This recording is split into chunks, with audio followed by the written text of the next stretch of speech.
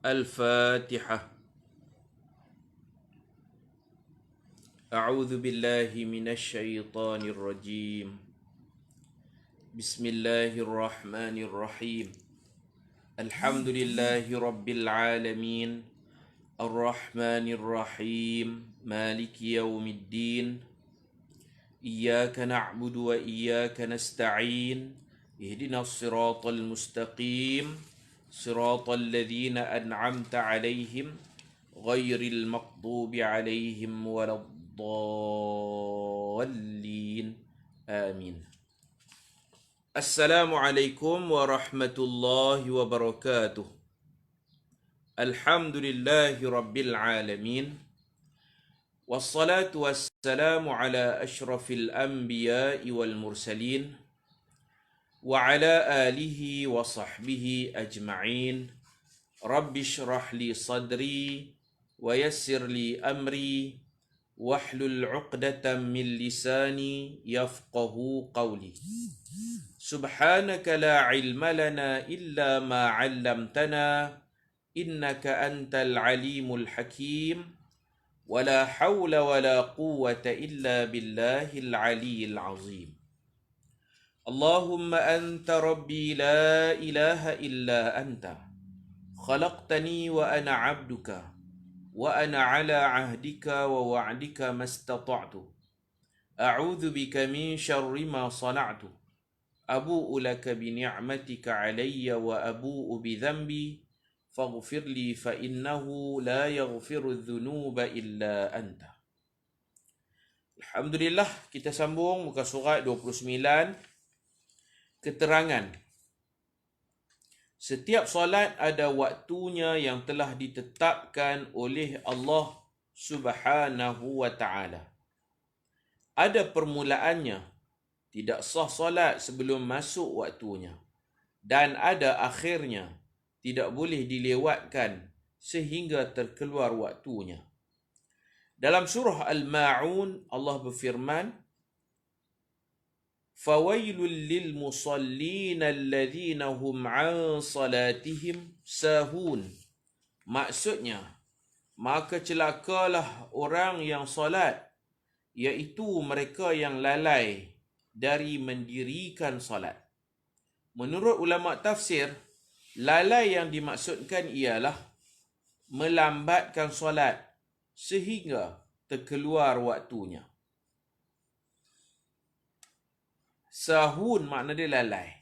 Lalai itu ialah ta'khirus salati an waqtiha. Ta'khirus salah an waqtiha. Melambatkan salat sehingga terkeluar waktunya. Jadi kata ulama, apabila masuk waktu solat, kita wajib buat antara salah satu daripada dua ni. Salah satu daripada dua perkara ni kita wajib buat. Yang pertama, waktu solat dah masuk. Yang pertama, sama ada kita terus solat di awal waktu. Ini yang paling baik. Nabi pernah ditanya, apakah amalan yang paling baik? Nabi kata, as-salatu ala fi awali waqtiha. As-salatu ala waqtiha. Salat di awal waktu. Bila masuk je waktu, kita kena buat salah satu daripada dua. Ada dua pilihan. Pilihan pertama, solat di awal waktu. Itu yang paling baik. Pilihan kedua, kalau kita tak mau solat di awal waktu, kita kena azam.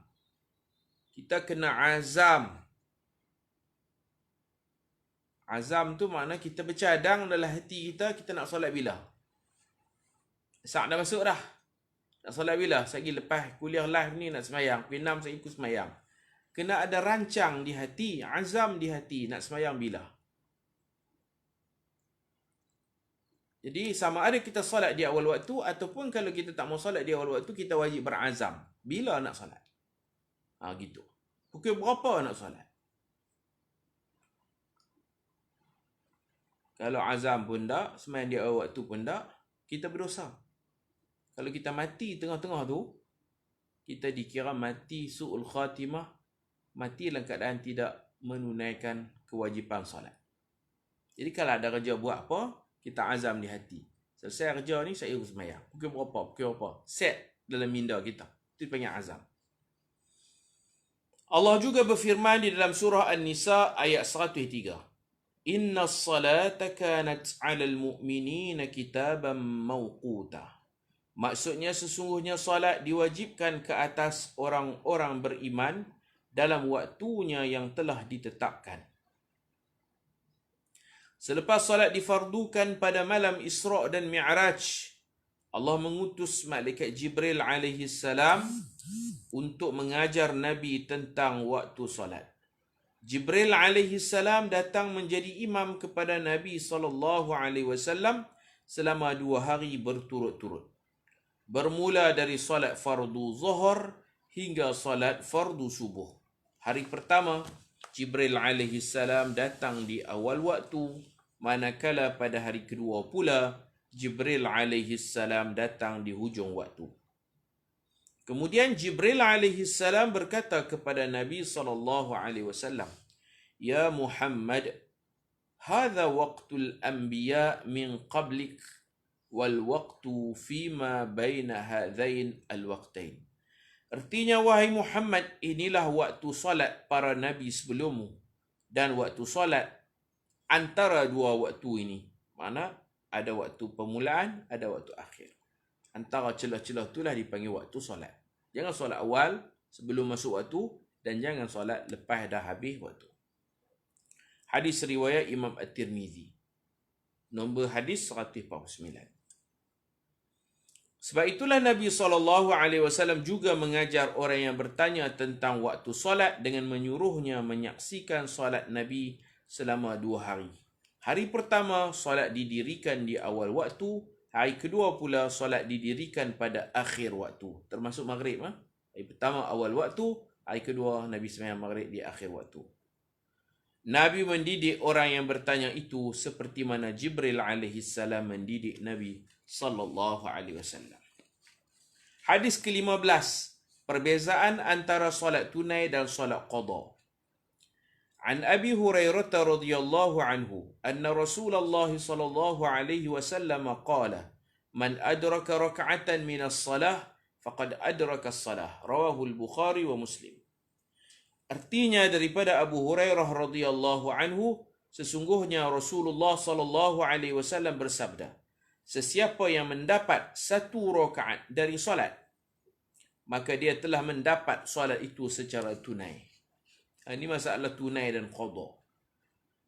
Keterangan, sesiapa yang solat di akhir waktu dan masih sempat mendapat 1 rakaat di dalam waktu, maka keseluruhan solatnya dikira di sisi Allah lah, dikira sebagai solat tunai. Yang dimaksudkan dengan 1 rakaat ialah dia sempat solat dalam waktu hingga mengangkat kepala dari sujud yang kedua. 1 rakaat penuh. 1 rakaat ni maknanya 1 rakaat penuh. Untuk lebih jelas lagi kita tengok dalam riwayat yang lain, Nabi SAW bersabda, sesiapa yang mendapat 1 rakaat dari solat fardu subuh. Subuh ada 2 rakaat, 1 rakaat tu dia sempat solat sebelum terbit matahari, maka dia mendapat solat subuh secara tunai. Subuh ada 2 rakaat. 1 rakaat sebelum terbit matahari, masuk rakaat kedua matahari dah cerah.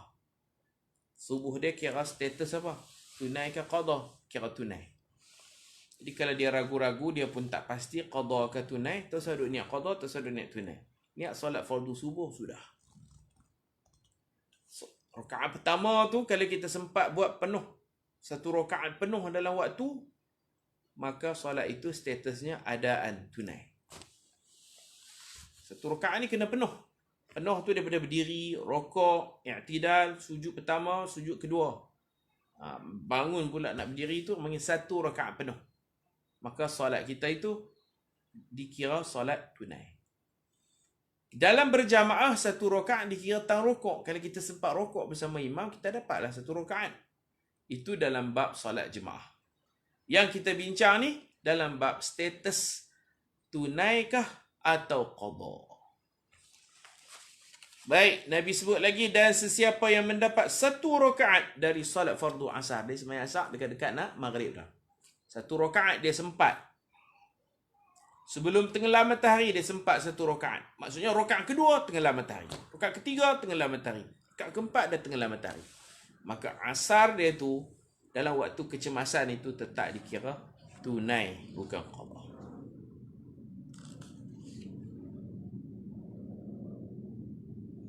Sebelum tenggelam matahari. Asar ada 4 rakaat. Rakaat pertama tu matahari tak terbenam lagi. Masuk rakaat kedua baru matahari terbenam. Maka asar yang dia sembahyang tu dikira tunai, bukan qada. Tapi bukan maksud hadis ni nak membenarkan kita solat lambat-lambat. Dia jadi tahrim, jadi haram. Waktu tahrim. Waktu yang haram kerana kita tak berjaya 4 rakaat tu kita tak berjaya masukkan dalam waktu asar. 1 rakaat dalam waktu asar, 3 rakaat lagi lepas keluar dalam waktu maghrib. Berdosa. Tapi sembahyang sah tak? Sah. Qada ke tunai? Tunai. Maka dia telah mendapat asar secara tunai. Hadis riwayat Imam Bukhari nombor 554 dan hadis riwayat Imam Muslim nombor hadis 608. Sementara orang yang tidak mendapat 1 rakaat pun dalam waktu, maka keseluruhan solatnya dikira qada. Walau bagaimanapun dalam mazhab Asy-Syafi'i tidak diwajibkan berniat qada atau tunai di dalam takbiratul ihram, tak wajib. Yang wajib qasad, ta'arud, ta'yin. Solat fardu asar. Nak tunai ke, qada ke, Allah Maha mengetahui. Bahkan jika tersilap niat antara qada dan tunai, solat tetap sah. Kalau tersilap tak apa, kita nak sembahyang qada, kita niat tunai. Kita nak sembahyang tunai, tersilap niat qada. Takbiratul ihram kita tu sah, solat kita pun sah. La ba'sa bih, tak mengapa, no problem. Sebagai contoh, seseorang itu ingin solat qada tetapi tersilap niat tunai. Atau seseorang itu ingin solat tunai dan tersilap niat qada. Tak ada masalah. Kesilapan ini tidak membatalkan solat. Tak perlu dia ulang takbir. Solat dia sah, takbiratul ihram dia sah. Kerana di dalam bahasa Arab perkataan al-qada dan al-ada membawa makna yang sama sahaja. Orang yang telah membayar hutang, ini kita buat bahasa Arab sikit, bayar hutang, boleh menyebut addaitud dain, boleh disebut macam tu, ataupun disebut qadaitud dain. Adda yuaddi ada, qada yuqadi yaqdi qada, qada yaqdi qada. Jadi ada dan qada nafsul makna, seerti. Maksudnya, artinya saya telah membayar hutang. Qadaitud dain pun makna bayar hutang, addaitud dain pun makna bayar. Jadi dia sama perkataan yang seerti. Sinonim perkataan sinonim.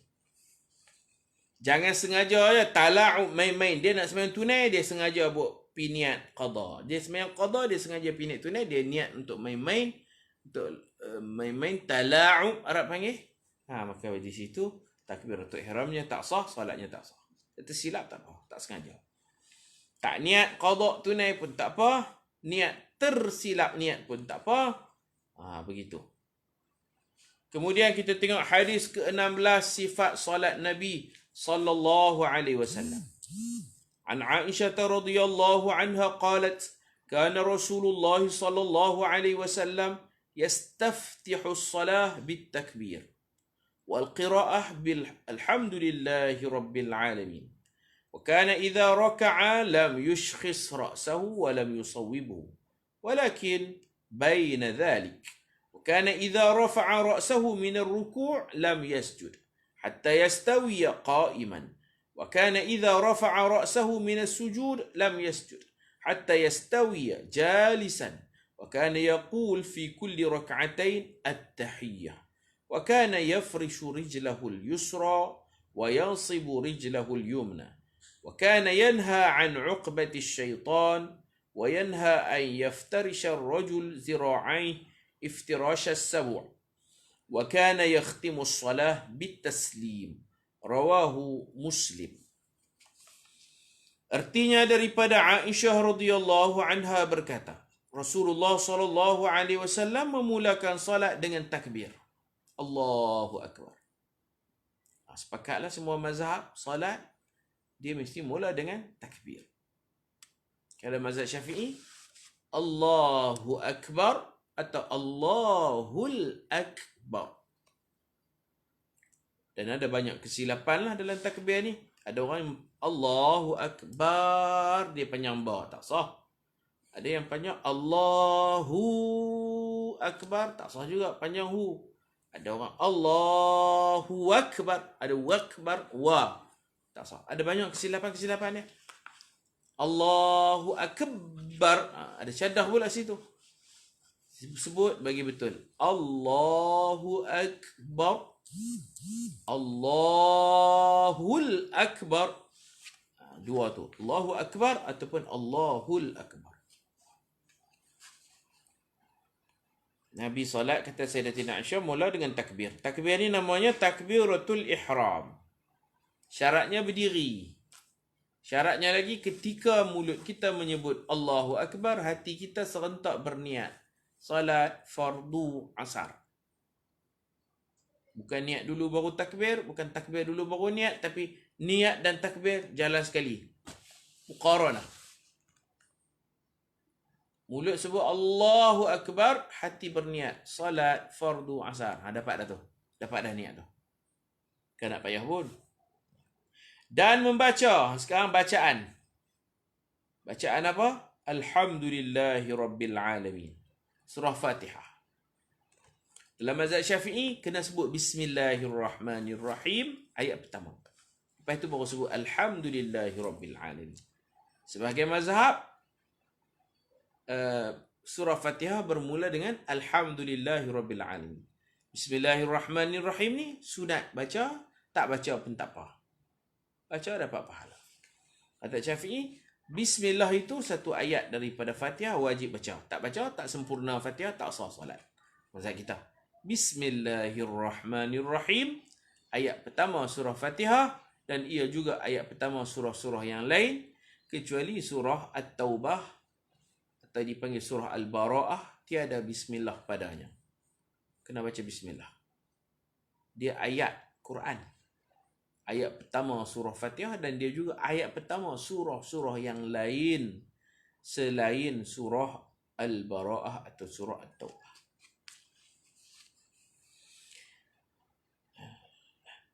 Apabila rokok, baginda tidak mendongakkan kepalanya dan tidak terlalu tunduk. Maknanya kepala Nabi dengan pinggang Nabi ni rata macam satu papan. 90 darjah. Bukan makna rokok kepala angkat, bukan makna tunduk kepala macam tu, rata. Kepala dengan belakang sama. Ini sunat lah. Sekurang-kurang rokok, tunduk, tangan boleh menyentuh lutut. Tu rokok lah. Paling kurang. Kita tunduk, tangan kita boleh pegang, sentuh lutut, tapak tangan tu. Tu rokok lah. Bongkok sikit pun dah kira rokok lah. Tapi rokok yang terbaik ialah macam Nabi buat. Rokoknya sederhana sahaja. Apabila mengangkat kepala dari rokok, baginda tidak terus sujud. Maknanya di sini ada tama'ninah. Lepas rokok, i'tidal dulu. Sehingga berdiri tegak terlebih dahulu. I'tidal. Dan sudah kita baca, Rabbana lakal hamd, sami'allahu liman hamidah, Rabbana lakal hamd. Hamdan kathiran tayyiban mubarakan fih. Itu i'tidal. Apabila mengangkat kepala dari sujud, baginda tidak akan terus sujud. Kedua, sehingga duduk. Baginda duduk tegak terlebih dahulu. Ini duduk apa? Duduk antara dua sujud. Sujud pertama, nak sujud kedua, duduk dulu antara dua sujud. Tama'ninah. Setiap 2 rakaat baginda membaca at-tahiyat. Baginda duduk dengan cara iftirash. Ini cara duduk Nabi dalam solat. Iftirash itu lebih afdal. Iaitu menghamparkan kaki kiri, duduk atas kaki kiri dan menegakkan kaki kanan. Kaki kanan pacak. Bukan selang je tu. Kaki kiri tahan punggung, kaki kanan ni pacak.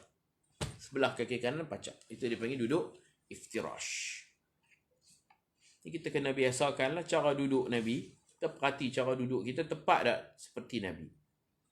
Dan pernah juga Nabi pacak dua-dua kaki, Nabi duduk atas tumit, dipanggil duduk apa? Iqa'. Pacak dua-dua kaki, duduk atas tumit, dipanggil iqa'. Ngaji dulu dalam Tanwirul Masal. Dua cara tu lah. Selalunya Nabi iftirash. Sekali-sekala Nabi buat iqa'. Pacak dua-dua kaki, tumit tu ditegakkan, duduk atas tumit. Duduk atas duduk. Setiap 2 rakaat baginda membaca at-tahiyyat. Tahiyat awal, tahiyat akhir. Baginda duduk dengan cara iftirash, iaitu menghampar kaki kiri dan menegakkan kaki kanan. Baginda melarang duduk secara uqbatus syaitan, iaitu dengan meletakkan punggung dan 2 tangan ke lantai dan menegakkan 2 betih. Orang panggil duduk kalau judi. Angkat lutut tu. Angkat lutut dua-dua, duduk dalam sembahyang macam tu, makruh. Duduk pacak lutut 2. Tapi dalam keadaan santai, kadang-kadang Nabi angkat juga. Dalam keadaan santai, kadang-kadang Nabi angkat 2 lutut. Nabi duduk santai-santai. Orang Arab kadang-kadang ni diikat lutut ni dengan serban dia. Diikat gitu. Lutut belah ni pun diikat dengan tali, dengan serban. Jadi macam bangku sandak. Dalam keadaan biasa, santai-santai tak apa. Dalam keadaan santai tak apa. Kita maksudkan ni dalam solat. Solat kalau angkat lutut tu macam ni, duduk macam ni, tak boleh lah, tak sesuai makruh. Begitu juga dalam majlis ilmu, orang baca kitab duduk macam ni. Ataupun kita dengar khutbah Jumaat, kita duduk macam ni. Ni lutut saya ni. Dengar khutbah Jumaat, Nabi tak bagi. Macam ni kurang adab.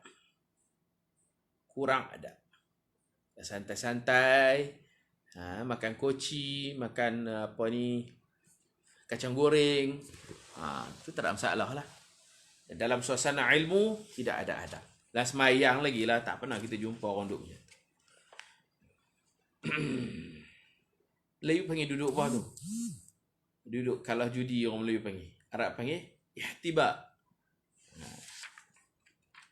Itu pun uqbatus syaitan. Baginda juga melarang, ni makruh. Ni larangan ni bukan haram, makruh.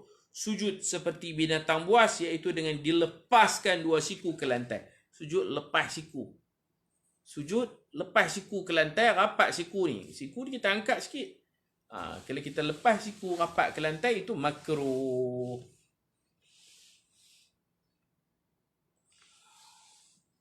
Nak tanya hukum orang perempuan sembahyang Jumaat, boleh?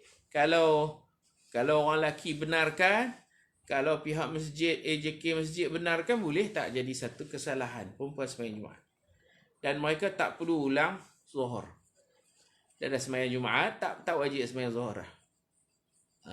Tapi dalam keadaan suasana sekarang ni, bagilah peluang orang lelaki. Orang lelaki pun terhad. Macam mana orang perempuan nak berebut pergi sembahyang Jumaat pula kan? Kalau kata masjid tu luas, ataupun perempuan ni dia kerja, itu dia bertugas. Jaga keselamatan, dia rela kan, contoh dia rela jaga keselamatan. Jadi kerja buat dia semua dah settle. Waktu khutbah dia jadi rela. Habis khutbah semayang, dia pun tak ada kerja apa sangat, dia masuk semayang. Bila orang perempuan semayang Jumaat, orang perempuan tu tak perlu lagi semayang zuhur. Dulu waktu sebelum pandemik ni, di Mekah ramai orang perempuan semayang Jumaat. Boleh je orang perempuan semayang Jumaat. Tiada larangan perempuan semayang Jumaat. Dalam suasana sekarang ni bagi peluang ke orang lelaki lah. Baik. Dan baginda mengakhiri solat dengan memberi salam. Jadi solat itu yang wajibnya mula dengan takbir, habis dengan salam. Kemudian bacaan yang wajib, tiap-tiap kali berdiri baca Fatihah. Itu je yang wajib. Dan di hujung solat baca tahiyat akhir. Fatihah tiap-tiap kali berdiri, tahiyat akhir sebagai penutup. Baca tahiyat akhir. Dalam tahiyat akhir tu ada selawat kat Nabi. Dalam tahiyat akhir tu ada salam, bagi salam. Baca tahiyat akhir, selawat ke atas Nabi dan memberi salam. Itu saja yang wajib. Takbiratul ihram wajib, baca Fatihah tiap-tiap kali berdiri wajib. Itu pun dalam sembahyang jemaah bagi makmum yang masbuk, gugur Fatihah, imam tanggung Fatihah. Dia baca ala kadar, sekadar mana yang dia mampu baca. Kemudian wajib baca tahiyat akhir, wajib selawat ke atas Nabi, wajib bagi salam. 5 ni je bacaan yang wajib. Rukun qauli ada 5. takbiratul ihram pada permulaan solat, kemudian memberi salam akhir solat. Tengah-tengah ni ada baca Fatihah, ada tahiyat akhir, ada selawat kat dia. Hak lain subhana rabbiyal azim wa bihamdi, subhana rabbiyal a'la, semua tu sunat. Sami'allahu liman hamidah sunat. Allahu akbar sunat. Tahiyat awal sunat. Tapi pergerakan tu wajib, rukun fi'li. Berdiri, tunduk rokok, berdiri pula, tunduk sujud. Nah itu dipanggil perbuatan-perbuatan tu rukun. Sujud, hak baca dalam sujud tu sunat.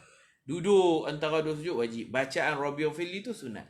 Sujud pula tu wajib. Subhan Rabbil A'la sunat. Gitu. Dia bukan susah pun sembahyang. 5 bacaan yang wajib. Selebihnya semua sunat. Keterangan hadis di atas menceritakan kepada kita tentang sebahagian dari sifat solat Nabi SAW. Sebagai umatnya, kita mestilah menekuni hadis-hadis berkaitan sifat solat Nabi SAW. Berusahalah agar solat kita menyerupai solat Nabi SAW. Cara duduk kita, tiru Nabi. Jangan duduk ikut dan selang. Banyak orang selang lah ni, selang. Sah solat. Kerana rukunnya itu ialah duduk. Yang kita cakap ni, kaifiat duduk. Kaifiat duduk yang sunat ialah iftirash. Punggung, di bawahnya kaki kiri. Kaki kanan buat apa pula? Peranan kaki kanan ialah kita pacak jari-jari kaki kanan. Buat bagi elok. Nabi kita duduk macam tu, kita duduk macam tu. Nabi kita baca yang ni, kita baca yang ni. Walaupun sunat, tapi kita ikut, barulah kualiti solat kita tu Allah Ta'ala terima salat macam Rasulullah SAW. Kalau nak pacak dua-dua kaki pun boleh. Dua-dua kaki duduk atas tumit. Itu dipanggil iqa'. Atau nak pacak sebelah, pacak kanan saja, kiri tahan punggung. Jangan main selang macam tu. Jangan duduk dengan cara sesuka hati kita. Sah salat. Sebab rukunnya ialah al-julus. Al-julus ruknun min arkanis salah. Tapi kita bincang kaifiatil julus. Kaifiat cara duduk tu macam mana? Duduk sunnah. Duduk sunnah. Pacak kaki kanan, hampar kaki kiri. Dan ada faedah dia. Bila kita pacak kaki, faedah dia ialah urat-urat kaki kita ni, Allah Ta'ala bagi hurut dan darah kita mengalir elok ke seluruh badan. Ada faedah dia. Darah kita tu refleksi, dia hurut tapak kaki tu, darah kita jalan elok seluruh badan. Kerana Nabi memerintahkan kita supaya salat sepertinya. Nabi bersabda, "Sallu kama ra'aitumuni usalli." Artinya salatlah seperti kamu melihat aku salat. Hadis riwayat Imam Al-Bukhari, nombor hadis 1101. Sifat salat Nabi dapat kita pelajari di dalam kitab-kitab hadis seperti kitab Bulughul Maram dan lain-lain. Dalam kitab Tanwir Masalik pun ada babu sifatis salat. Bab sifat salat, macam mana cara-cara kita duduk, cara takbir, semua dia ajar. Di dalamnya dibincangkan tentang bacaan dan perbuatan Nabi di dalam solat. Juga dibincangkan masalah khilaf antara para ulama tentang beberapa masalah fiqh. Kita berhenti dekat ni dulu. Wallahu subhanahu wa ta'ala a'lam. Wa sallallahu ala sayyidina Muhammad wa ala alihi wa sahbihi wa baraka wa sallam walhamdulillahi rabbil alamin. Subhanakallahumma wa bihamdika ashhadu an la ilaha illa anta astaghfiruka wa atubu ilaik. Bismillahirrahmanirrahim. Wal 'asr innal insana lafi khusrin illa alladhina amanu wa 'amilus salihat wa tawasaw bil haqq wa tawasaw bis sabr. Assalamualaikum warahmatullahi wabarakatuh.